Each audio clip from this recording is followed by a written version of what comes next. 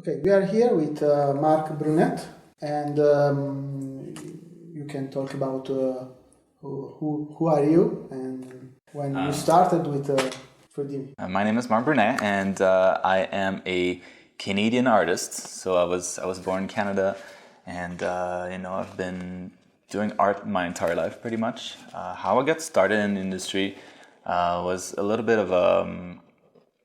bit random, where I was pretty much through school and through college, just focusing on painting cool stuff, and at some point, I got more and more exposure over the years, and then I got a job offer from a company in Montreal where I was born, and that came kind of as a surprise because I was never really intending to work in video games. I was just pretty much focusing on my art, and when I got that job offer, suddenly I started to think that okay, maybe this is a valid career after all. So I got the job, long story short, and I worked there for 2 years. And after that, I got another job offer because I kept doing a lot of work, a lot of art, and getting more and more exposure. And then the big guys saw my work, and Blizzard Entertainment sent me an email, pretty much asking me if I wanted to take an art test for them. So of course I said yes. It was almost a dream come true because I'd never really believed that some Canadian guy could eventually move to the United States and work for Blizzard. So I did the art test. I went over there, did the interview. Everything went well. I got the job again, and I've been doing that pretty much for the last 7 years. So and after you started with your companies called. My company, it came into the picture about 2 years ago.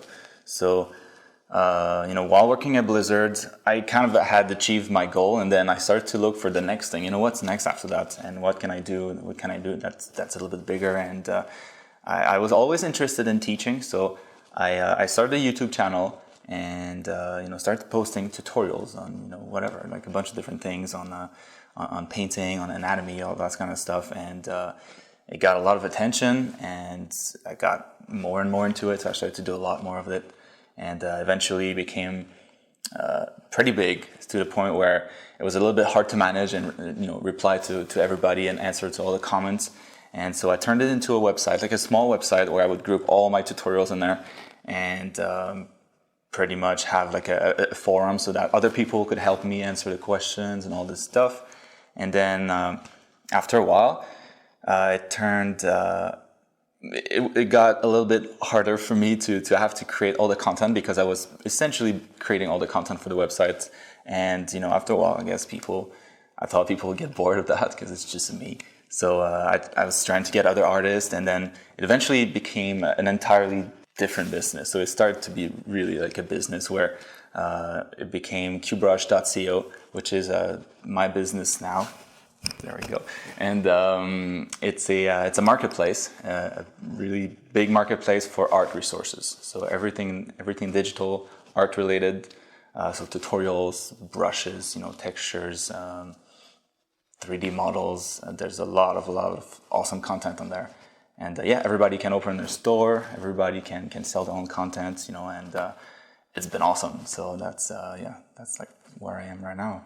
You have some future projects you started near, or?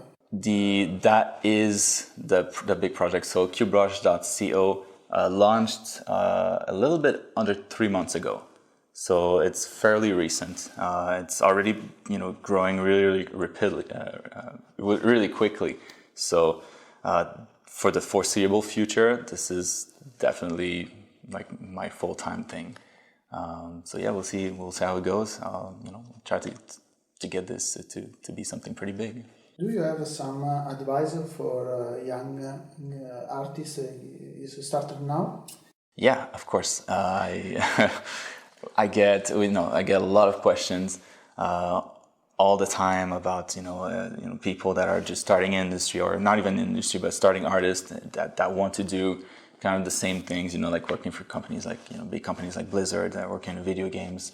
And I guess my main tip is to do art that you love, and kind of, you know, try to pick your goals as fast as you can, as quickly as you can, as early as you can. And by that I mean, you know, if you really like a particular type of art, so whether it be environments or characters, try to look for that first, and then after that, try to look for maybe a company or like a style that you really enjoy, and start to, you know, get a lot of reference for that kind of stuff and try to mimic that, because essentially that's you know, if you want to work for a game company, the best way to get that job is to be able to do the same thing that they do. So yeah, just be really passionate, be really dedicated, patient, because, you know, often people want to get results really quickly, and with art it's definitely not like that. There's no shortcuts. It's just a lot of hours, a lot of like sleepless nights. But if you like art, that should never be a problem. So yeah, just be patient and keep at it. I know this this situation where you no sleep for arrive your goal is very. Yeah. I know. Gotta sacrifice a couple things, and sleep is one of those. Yeah. Yeah. So, and what do you think for the futures of CG? For example, in this year is coming out the VR, the 3D. There is more technology, more new technology. What do you think is the good for, or what is the next step of CG?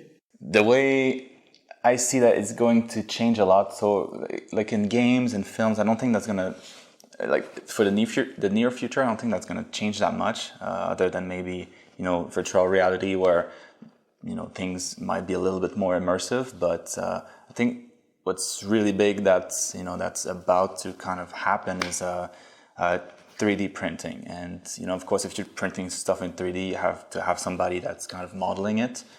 And I guess we'll start to see a lot more of like machines that are really good at printing stuff really quickly, and then, you know, people, you know, really good modelers will be able to create all sorts of crazy stuff.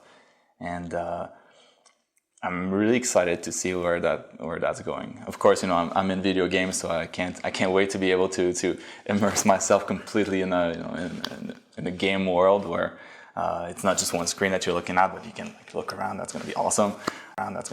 Thank you for your time, and see you in the next time. Thank you so much.